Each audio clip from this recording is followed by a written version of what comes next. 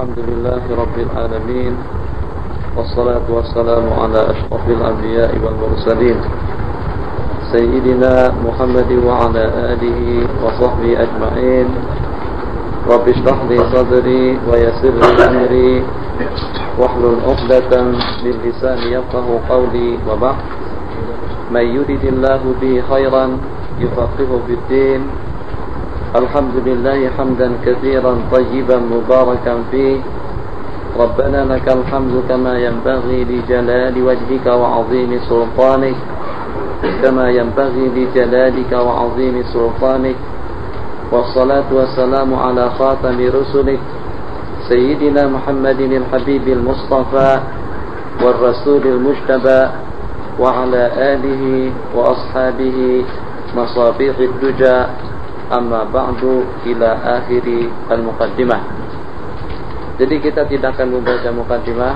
Saya akan sebutkan di antara daripada poin-poin penting, di antara daripada alinea yang kita sebutkan di dalam kitab muqaddimah. Kemudian setelahnya itu kita akan beralih kepada al-babul awal fil qawaidil khamsis saniyati allati tarji'u ilaiha jami'ul masailil fiqhiyah. Al-Qaidatul Ula Al-Umuru Bimaqasidiha pada muka surat 17. Jadi dengan pendahuluan yang kita sebutkan di sini, di mana dengan catatan atau dengan catatan sejarah sejak tidak kurang daripada 12 tahun yang lalu, saat ketika dengan saya duduk di sini, saya selesai kuliah pada tahun 87. Jadi 83 saya datang kemari. Dan pada waktu itu dengan syahadah kita ajukan atau kita takdimkan ke Al-Azhar, dan saya diterima di kuliah syariah tahun 83, 4 tahun kuliah. Dan kemudian setelah itu pada tahun 87 saya merangkap antara kuliah di Jamiatul Azhar dan juga dengan di Zamalek. Jadi atas permintaan daripada sahabat-sahabat kita di sini, yang walaupun dengan pengamatan dan perasaan kita sendiri, tidak juga dengan kita terlalu mengamati dan mengetahui tentang hal-hal yang berkenaan dengan al-qawaidul fiqhiyah yang ditulis di dalam kitab Al-Ashbah wal Nadhair Imam Jalaluddin As-Suyuti. Tapi berdasarkan dengan permintaan daripada sahabat, yang pertama, saya memang pernah membaca kitab Ashbah wal Nadhair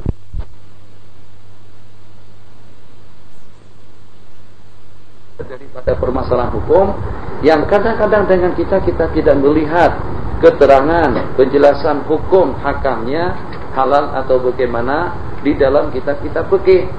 Yang tentu kita tahu tiap waktu, tiap tempat, tiap daerah, dari waktu ke waktu dan juga dari tempat ke tempat, terwujud dengan beraneka ragam masalah hukum baru yang tidak pernah dibahas dan juga yang tidak pernah ditulis di dalam kitab-kitab yang dahulu. Jadi apakah kira-kira dengan Islam akan kaku saat ketika dengan Allah menurunkan firman Allah yang berbunyi, Al-yawma akmaltu lakum dinakum wa atmamtu alaikum ni'mati wa raditu lakumul Islam madina. Saat ketika dengan kita mendengar dengan rentetan dan rangkaian ayat yang seperti itu bunyinya, Islam yang sanggup untuk mengatasi segala problem, yang sanggup untuk memecahkan segala masalah. Bagaimana kira-kira dengan yang kita sebut dengan bayi tabung? Bagaimana juga kira-kira yang kita sebut dengan bangkul mani? Bagaimana juga yang kita sebut dengan bangkul dam? Bagaimana kira-kira yang kita sebut dengan at-ta'min, insuran atau dengan asuransi saya sebut?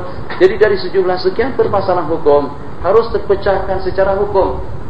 Kita tidak boleh hanya mengagumi dengan syariat Islam, mengatakan al-Islamu salihun li kulli zamanin wa makan, sesuai untuk di sepanjang masa, untuk di semua tempat. Tapi apakah dengan kita memang mengamati dan sanggup untuk menentukan ketentuan hukum?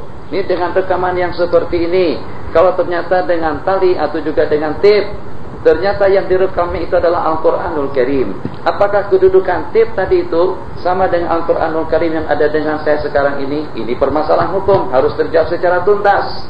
Seperti itu juga halnya, sudah berusaha ke sana dan kemari dengan perobatan tradisional, dengan perobatan klinik, ternyata tidak berhasil. Apakah boleh dengan seseorang, dengan spermanya dikeluarkan, begitu juga dengan buaiba, dengan telur daripada istrinya, dimasukkan ke dalam tabung, dimasukkan ke dalam deram atau dalam apa saja yang kita sebut dengan tiblul anabid. Jadi diproses dalam jangka beberapa waktu, dalam jangka beberapa saat, yang kemudian setelahnya akan dialihkan daripada tabung ke dalam rahim istri atau wanita yang berkenaan. Boleh atau tidak? Tentu juga yang seperti itu memerlukan jawaban yang setuntas-tuntasnya daripada ulama. Terbang kita ke kutub utara, terbang kita ke kutub selatan. Ternyata dengan umat Islam di sana, 6 bulan yang mereka temukan itu adalah siang selama tidak kurang daripada 6 bulan. Nanti siang selama, kemudian malam selama tidak kurang juga daripada 6 bulan. Jadi kalau 6 bulan siang, 6 bulan malam, sama sekali tidak ada siang kalau di waktu malam, dan sama sekali tidak ada malam kalau di waktu siang, selama tidak kurang daripada 6 bulan. Jadi bagaimana mereka beribadah? Bagaimana mereka melaksanakan perintah Allah? Apakah dengan Islam tidak turun tangan dan tidak ikut campur, mengatasi dan juga menjelaskan tentang kedudukan hukum dalam keadaan yang seperti itu? Jadi yang mengambil peranan dan yang mengambil alih, yang memainkan peranannya untuk menyelesaikan masalah-masalah yang sedemikian rupa, itu adalah al-qawaidul fiqhiyah. Sebab dengan dia mempunyai satu jaringan, mempunyai satu kaidah induk yang dengan sejumlah sekian daripada permasalahan hukum akan ternaungi, akan terpayungi, akan terakit. Dia yang merakit permasalahan hukum dan sekaligus dia yang akan memberikan jawaban kepada masalah-masalah mutajaddid, al-masailul mutajaddidah, al-mustahdatsah, masalah-masalah yang tidak ada pada itu ada di zaman kita sekarang akan terjawab dengan kaidah-kaidah fiqhiyah yang merangkumi berbagai permasalahan hukum yang walaupun digodok, diproduk atau diproduksi pada beberapa tahun, beberapa abad yang lalu, tapi ternyata dengan salahiyatuha, kesesuaiannya sanggup untuk mengatasi berbagai permasalahan yang kita hadapi sekarang ini. Misal, kalau dengan kita ingin tahu bagaimana kira-kira dengan kaidah yang mengatakan al-umuru bimaqasidiha, al-masyaqqatu tajlibut taisir. Tidakkah dengan kita pada beberapa pertemuan yang telah lalu, dengan kita ditemukan dengan redaksi daripada Imam Ibnun Naqib rahimahullahu ta'ala, kalau kebetulan dengan kita tempuh jarak tersebut dengan pesawat, kita tempuh jarak tersebut dengan kapal laut, kita tempuh jarak 87-86 km fi lahzatin, dalam jangka 1 detik. Bagaimana hukumnya? Jadi di sini akan kita hadirkan kaidah yang berbunyi al-masyaqqatu tajlibut taisir. Kesulitan itu akan membawa kita kepada kemudahan yang walaupun dalam masa perjalanan tidak sesulit kita pada tuh kita zaman dahulu dengan sengkedok, dengan onta, dengan keledai, begitu juga dengan peralatan-peralatan yang seumpamanya yang walaupun tidak menyusahkan, akan tetapi ketentuan hukum itu bergantung dengan jarak yang ditempuh. Kalau dengan jarak ukuran yang cukup, berarti dengan ketentuan hukum atau dengan rukhsatul hukum, keringanan hukum akan boleh kita lakukan. Ini sebagai alinea yang pertama atau dengan poin yang pertama seketika dengan kitab Al-Qawaidul Fiqhiyah yang pada asalnya kita binama dengan Ad-Durarul Bahiyah Idahul Qawaidil Fiqhiyah Litalabatil Maliziyyati wal Indonesia. Itu asal nama kita. Jadi kita ini lahir atau kita ketengahkan pada tahun 1992 dengan nama 4, muka surat 4, Idahul Qawaidil Fiqhiyah, penjelasan kaidah-kaidah fikih kepada pelajar atau mahasiswa Malaysia dan Indonesia. Sebab atas permintaan mereka kitab ini ditulis, atas permintaan kita kitab ini kita persembahkan. Yang kedua, karena kita mengingat kitab Asbah wa Nadhair ini adalah merupakan kitab yang paling lengkap di antara daripada kitab yang sanggup untuk menjawab dan juga untuk menuntaskan beberapa permasalahan yang ditanyakan oleh sahabat-sahabat kita. Rasanya kalau hanya untuk menjadi mufti, kalau hanya untuk menjadi kiai, kalau hanya untuk menjadi tuan guru, kalau hanya untuk menjawab permasalahan hukum yang dari waktu ke waktu semakin berkembang, itu akan boleh teratasi dengan satu buah kitab di dalam mazhab Syafi'i. Itulah kitab yang disebut dengan Asbah wa Nadhair. Jadi dengan sahabat-sahabat kita pada waktu itu, saya sebut diantaranya seumpama Haji Saleh dari Selangor, seumpama Ustaz Taqiyuddin dari Kedah, seumpama Ustaz Hamid juga dari Kedah. Ustaz Taqiyuddin sekarang ada di KL, khatat, tukang tulis Al-Quranul Karim dengan Jakim. Begitu juga dengan sahabat-sahabat kita lainnya daripada Johor, seperti Ustaz Hussein, seperti Ustaz Kamal, seperti Faisal yang di Johor sekarang sudah menjadi qadhi. Jadi dengan generasi atau juga dengan sahabat-sahabat kita dahulu yang ikut pengajian ana pada tahun 87. Saya mengadakan pengajian sejak daripada tahun 83. Hari saya datang ke masjid, saya sudah buat majelis taklim. Tapi dengan diikuti oleh sejumlah sekian ramai daripada mahasiswa dan mahasiswi, sejumlah sekian ramai daripada pelajar Indonesia dan Malaysia, itu daripada tahun 83. Jadi peranan daripada Majlis Al-Banjari yang dahulunya kita beri nama dengan Majlis Ihya Kutubit Turas, bukan bangga, bukan membanggakan diri dan majlis, tapi justru yang memainkan peranannya dalam keilmuan atau dalam dunia ilmu pengetahuan sahabat-sahabat kita yang sudah balik ke Malaysia. Betul saja kita tidak memberikan sijil BI, betul saja dengan kita tidak memberikan tetal, tapi tanyakan saja masalah yang lekat dalam benak hati dan ingatan mereka banyak diambil daripada pengajian kitab yang seperti ini. Tidak kurang daripada 100 macam kitab. Kalau tak salah saya hitung-hitung sekitar 130 berapa kitab yang kita pelajari bersama pada waktu itu, kitab yang saya diskusikan, dan saya pernah membagikan syahadah talaqi, syahadatul talaqi wa ijazatul riwayah kepada sahabat-sahabat kita hatta dari Malaka. Saya masih ingat ada beberapa orang murid saya daripada Melaka yang meminta atau juga yang mendapatkan syahadat tersebut, yang pada waktu itu pada tahun 1998 saya mengeluarkan syahadatul talaqi dan juga dengan ijazatul riwayah kita berikan ijazah tauliyah kebenaran untuk meriwayatkan kutubus sittah, untuk meriwayatkan sejumlah tidak kurang daripada 50 macam kitab-kitab hadis. Setelah mereka mengikuti pengajian saya dengan diskusinya sama Ustaz Naswa, ada diskusi 60 menit, 60 jam. Jadi dengan kitab-kitab yang kita diskusikan, kitab-kitab yang sudah kita khatamkan, kitab-kitab yang sudah kita pelajari, yang pada waktu itu tidak kurang daripada 800 buah syahadah yang saya keluarkan. Jadi saya pun juga merasa seronok dan juga merasa bangga. Baru saya merasa nilai dan peranan Majlis Al-Banjari atau Ihya Kutubit Turas Al-Islam yang kita beri nama pada waktu itu, sejak pada beberapa tahun yang lalu, pada masa kunjungan saya pertama kali ke Malaysia, kawan-kawan kita yang pernah ikut pengajian tersebut pada tahun 80-an berkumpul di Derang, yang kebetulan pertemuan yang pertama diadakan di Dewan Bukhari. Mereka mengatakan, betul saja dengan Majlis Al-Banjari tidak memberikan sijil, tapi justru dengan ucapan atau ungkapan salah seorang daripada mereka mengatakan sebagai takhim penghargaan kepada majlis yang berjalan sejak pada beberapa tahun yang lalu, dikatakan bahwasanya Majlis Al-Banjari itu adalah merupakan Al-Azharus Tsani, azhar yang kedua bagi kami. Itu ala kulli hal yang walaupun tidak merubah dan tidak menentukan apa yang kita katakan, tidak menentukan dengan ilmu atau tidak menentukan dengan sikap, tidak menentukan dengan keilmuan daripada seseorang, akan tapi dengan kata-kata tersebut juga mempunyai suatu makna yang luar biasa. Tidakkah dengan penerangan Majlis Al-Banjari yang pernah kita adakan pada beberapa waktu yang lalu, sahabat-sahabat kita perkenalkan dengan Asbah wan Nazair, kita perkenalkan dengan Umdatus Salik, kita perkenalkan Allahumma shalli ala sayyidina dengan kitab Al-Awasim, kita perkenalkan dengan Al-Israiliyat, kita perkenalkan dengan kitab Syarah Tahrir, kita perkenalkan dengan kitab Minhajul Talibin, sejumlah sekian daripada kitab-kitab turas yang sampai pada detik sekarang, kita sekarang di Al-Azhar sendiri tidak mempelajarinya.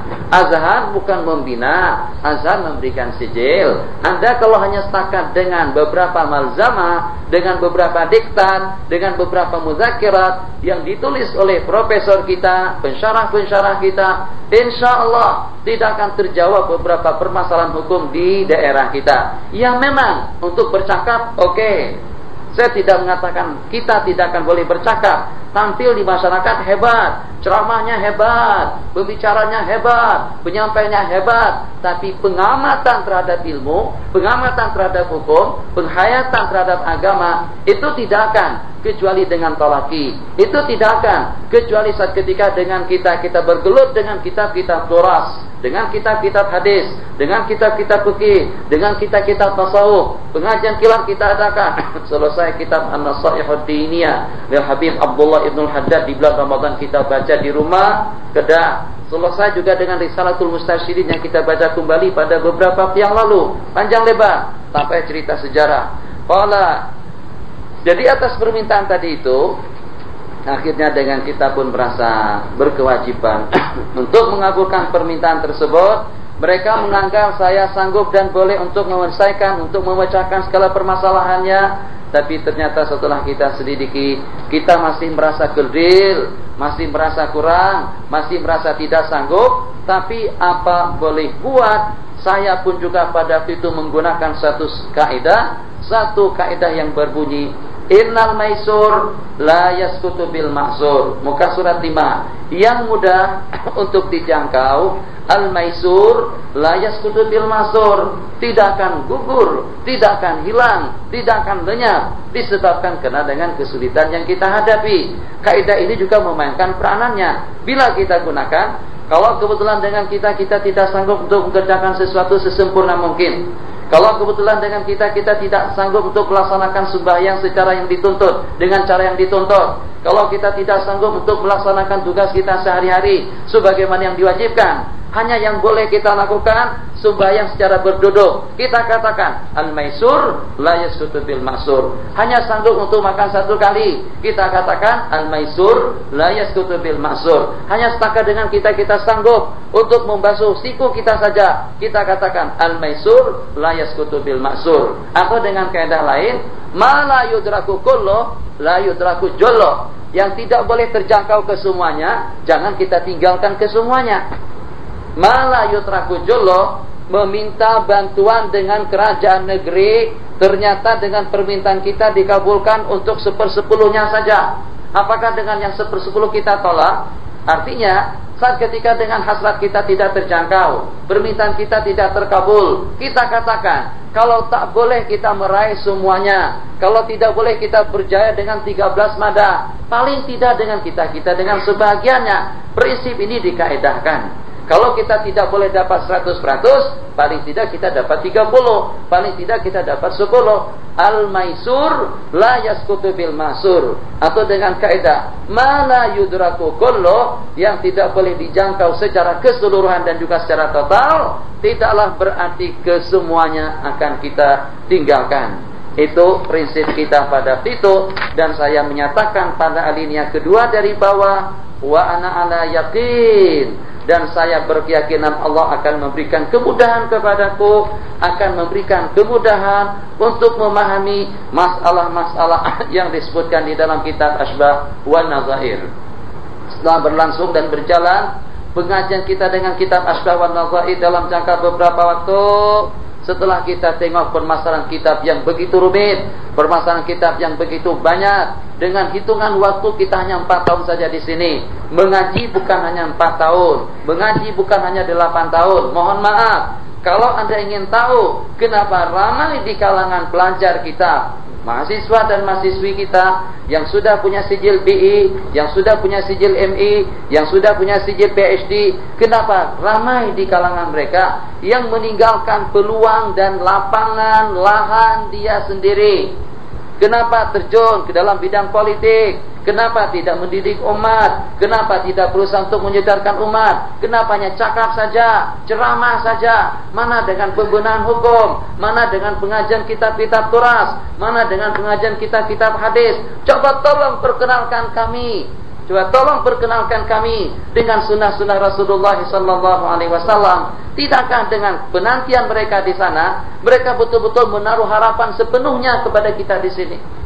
Mereka tidak menduga keadaan dan juga dengan situasi dan kondisi pelajar kita di sini, penuntut-penuntut kita di sini, ternyata, mohon maaf dengan bahasanya, bergelempangan, berkeliaran, berkeloyoran di sana dan di sini. Mereka dengan menaruh harapan yang sepenuhnya datang ke tanah air dengan segudang ilmu, akan memperkenalkan kita dengan halal dan haram, akan memperkenalkan kita dengan cara-cara yang akan mendekatkan diri kita kepada Allah, akan memperkenalkan kita dengan segala unsur, dengan segala masalah, dengan segala teori, dengan segala amalan yang akan mendekatkan kita kepada surga Allah. Bukan untuk menjauhkan kita daripada agama, bukan untuk menjauhkan kita dengan Allah, bukan untuk menjauhkan kita dengan kebenaran. Tapi kenapa mereka tidak memainkan peranan mereka setelah mereka kembali?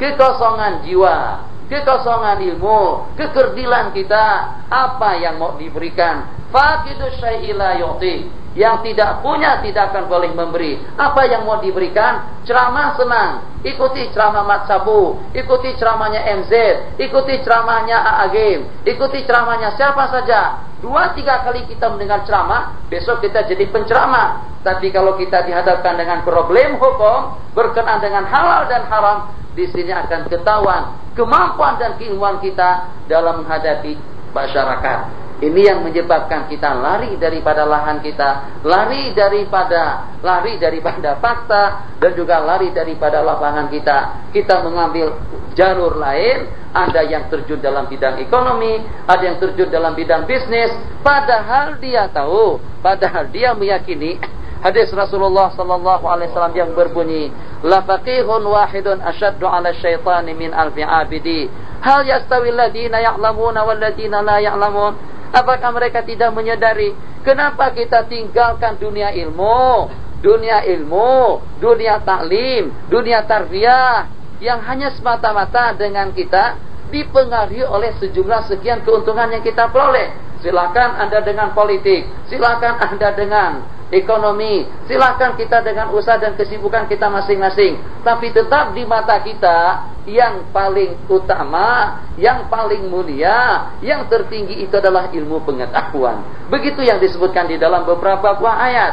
Tidakkah dengan hadis disebutkan kalau kepada obat, kalau kepada masyarakat awam Allah akan persilahkan mereka masuk ke dalam surga, sementara kepada para alim ulama, berhenti dulu, berikan syafaat, berikan pertolongan kepada umat nanti di hari mahsyar. Nabi kita bersabda dalam sebuah hadis, yang akan memberikan syafaat nanti pada hari kiamat, al-anbiya wal ulama wasyuhada. Begitu yang disebutkan di dalam hadis. Kenapa kita tidak mau tergolong dengan golongan para aulia? Kenapa kita tidak tergolong dengan golongan para ulama? Itu disebabkan karena kekerdilan ilmu pengetahuan kita, kelengahan dan kelalaian sebagian daripada sahabat-sahabat kita, yang sehingga tahu dan meyakini tapi dengan kemampuan yang tidak ada. Sebabkan karena apa saja, hanyut dan larut dengan situasi dan kondisi, hanyut dan larut dengan sijil yang dikejar. Kalau Anda belajar hanya untuk sijil, insya Allah Allah akan kabulkan permintaan kita itu. Yang kalau kita kembali ke tanah air, Astra Jabat, musuh kita dari sejak dahulu, itu akan menaburkan beberapa pemikiran-pemikiran yang bosok, dengan beberapa pemikiran-pemikiran yang kotor, yang menyelewengkan hukum, yang menyelewengkan kebenaran. Siapa yang akan menyekat dengan pemikiran Astra Jabat? Siapa yang akan menyekat dengan pemikiran daripada Orientalis?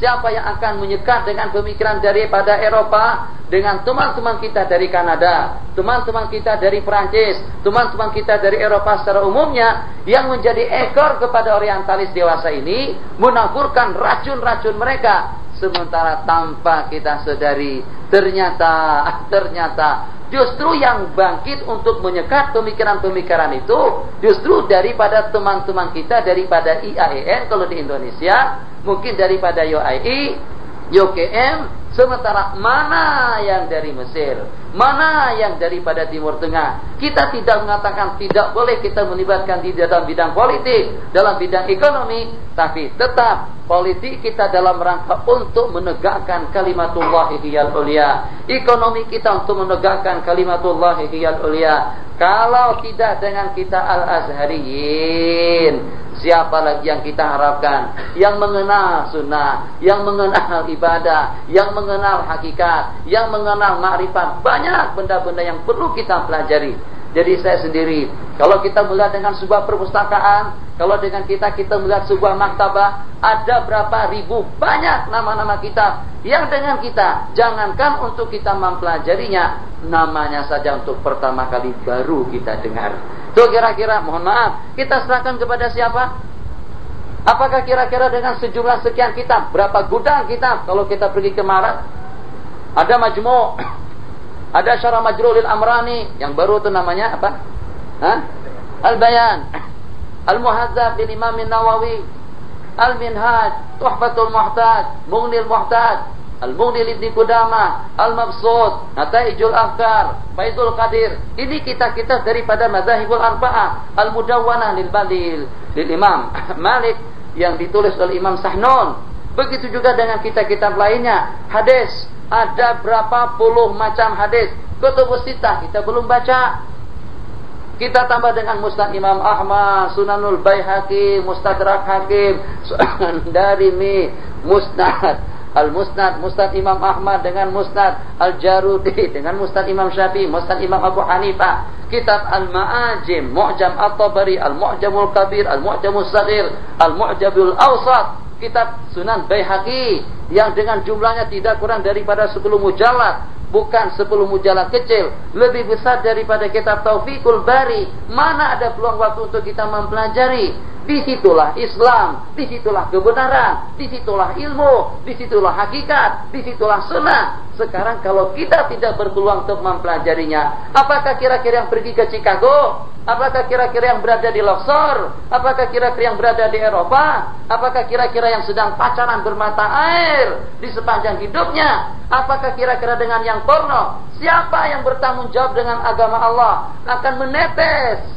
menetes air mata Sayyiduna Rasulullah sallallahu alaihi wasallam kalau tengok begini dengan umatku, begini dengan tanggung jawab mereka. Aku tidak mengenal malam, aku tidak mengenal siang. 23 tahun diusir, dimusuhi, diperangi, sampai dengan baginda Rasulullah sallallahu alaihi wasallam sejumlah sekian kali dengan rancangan yang gosok yang akan dibunuh oleh mereka. Begitulah juga dengan sahabat. Dadaku, kata Sayyidina Abu Talha radhiyallahu ta'ala anhu, tidak seperti dengan dada baginda, dijadikan sebagai perisai. Ini dalam rangka untuk apa saja? Dalam rangka untuk mempertahankan kalimatullah hiyal ulia dengan Al-Quran yang ada bersama kita. Belum cukup hanya dengan beraneka ragam jenis Al-Quran yang dicetak di Mesir, yang dicetak di Mesir, yang dicetak di Syria, yang dengan tulisan Allahnya merah, yang dengan tulisan yang lain hijau, yang dengan matnya biru,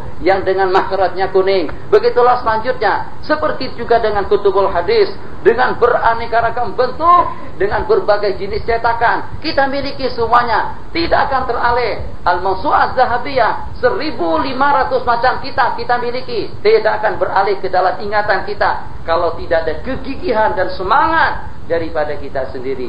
Bila kita akan hidupkan kembali semangat kita, kemauan kita, kegairahan kita, rasa cemburu kita dengan hukum-hukum Allah yang telah diperlekehkan, dengan hukum yang telah terinjak. Kalau tidak kita yang bertanggung jawab, siapa lagi yang kita harapkan? Jadi mudah-mudahan dengan sekelumit pendahuluan kita dengan kitab Idah Al-Qawaidil Fiqhiyah tadi, dengan kawan-kawan di Mesir, dengan sahabat-sahabat kita di sini, tanpa pengecualian, ikhwah dengan akhwat di bawah juga tidak ketinggalan. Betul-betul masyarakat kita, bangsa kita, rakyat kita, umat kita, keluarga kita betul-betul menaruh harapan sepenuhnya agar pada waktu kita kembali, agar sekembalinya kita nanti ke tanah air, memang betul-betul terpecahkan berbagai problem, diperkenalkan mereka dengan sunnah, tidak lagi dengan yang haram, tidak lagi dengan yang makruh, tapi justru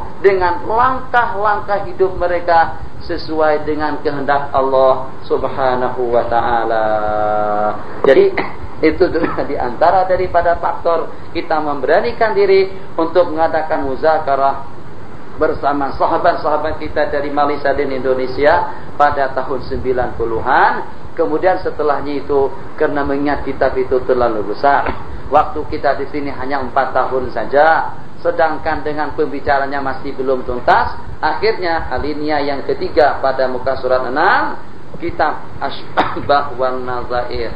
Saya talkhis, saya ambil kesimpulannya dengan beberapa kaidah yang disebutkan. Kaidah yang pertama terdiri daripada 5 buah kaidah. Kaidah yang kedua terdiri daripada 40 buah kaidah. Kaidah yang ketiga terdiri daripada 20 kaidah. Di samping juga dengan beberapa tambahan di penghujung, masalah-masalah yang berkenaan dengan hila atau dengan khayal, al-masailul mustatrafah, itu juga sebagai pelengkap daripada kitab yang bersama kita sekarang ini. Tujuannya supaya jangan sampai dengan kita ketinggalan sama sekali dengan masalah hukum hakam yang disebutkan di dalam kitab Asbah, ma la yudraku kulluh, la yudraku julluh, dan supaya kita juga mendapatkan barakah daripada muallif Jalaluddin As-Suyuti yang berbicara di dalam pendahuluan beliau. Tiap satu persatu yang dibicarakan di dalam kitabku ini, tiap tajuk yang kubicarakan di dalam kitabku ini, aku akan sanggup untuk melahirkan atau untuk menampilkan sebuah mujallad, sebuah karangan, sebuah kitab yang terdiri daripada sekian ratus halaman atau muka surat. Jadi kata beliau, kemampuan yang dianugerah Allah kepadaku bukannya sekedar sanggup untuk menganalisa permasalahannya, tapi juga pada tiap tajuk yang kusebutkan, kalau aku diminta untuk mengarang sebuah risalah khusus atau juga sebuah kitab, aku akan sanggup untuk mempersembahkan sebagaimana dengan keterangannya pada muka surat 7 ini, untuk memberikan maklumat tambahan kepada ikhwah dan akhwat yang dengan spesialisnya bukan kawaid, yang dengan spesialisnya bukan hukum. Ini dari usuluddin, ini daripada lughah, ini daripada tarbiyah, ini daripada kuliah dirasat al-islamiyah. Jadi dengan mereka agar juga ada khalfiyat, juga dengan mereka ada latar belakang sedikit, mengenal dengan kaidah-kaidah fikih, tidak dikelirukan, tidak dihanyutkan, tidak dilarutkan dengan penyalahgunaan kaidah fikih yang disalahgunakan oleh sebahagian daripada intelektual ulama kita, yang pada itu mereka datang kemari.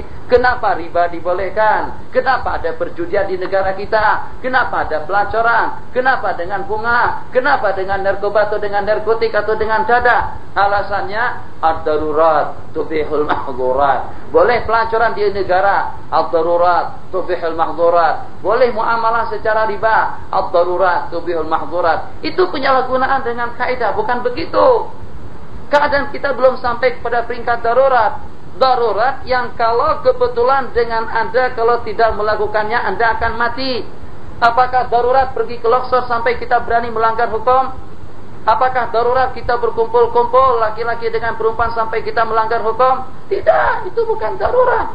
Belum sampai kepada peringkat darurat wanita tinggal berdua-duaan dengan seorang laki-laki. Yang walaupun saya tidak duduk di sini, tapi dengan kes-kes yang seperti itu atau kasus-kasus yang seperti itu sampai saja kepada kedua belah telinga kita. Apakah darurat dengan seorang tetuha atau dengan seorang sahabat atau dengan seorang senior kita di sini membuka warnet atau dengan tempat, bahwa warnet disebut pusat untuk internet? Apakah kira-kira darurat dengan kita membuka warnet di Mesir atau di Kahira, yang pada waktu itu kita tahu sebagian besar daripada pengguna-penggunanya menyalahgunakan dengan warnet itu? Apakah kira-kira darurat yang sehingga dengan kita tidak ada rasa tanggung jawab saat ketika dengan pemuda-pemudi kita hanyut dan larut dengan berbagai perkara yang becah, sampai juga dengan beritanya ke sana dan kemari. Kan kita sekarang dengan peralatan komunikasi yang canggih, macam mana kita tak mendengar, macam mana kita tidak tahu, dalam sekelip mata memandang kita sudah mengetahui dengan peristiwa yang berlaku di mana saja. Ini problem yang sedang kita hadapi. Wa nakunu insyaallah, dan mudah-mudahan dengan kaidah-kaidah yang kita sebutkan tadi menjadi hasanah, menjadi perbentengan yang kuat minal irtirari bi ara'i man yahfazuna ba'dal qawaid, untuk tidak tergiur dan juga untuk tidak terpengaruh dengan pendapat-pendapat mereka yang menghafaz sebahagian daripada kaidah, tapi yusi'una istikhdamaha, tapi mereka menyalahgunakannya, seperti yang membolehkan arak, yang membolehkan riba, yang membolehkan fathi buyutin libti'arati, untuk pelacuran dengan alasan ad-daruratu tubihul mahzurat, al-masyaqqatu tajlibut taysir, kaburat kalimatan takhruju min afwahihim iyaquluna illa kadhiba. Dan dengan perantaraan beberapa buah kitab rujukan, di antaranya kitab Asbah wan Nawair Ibnu Nujaid dalam mazhab Imam Abu Hanifah, Al-Mawahibus Saniyah, Al-Madkhalul Fiqhi,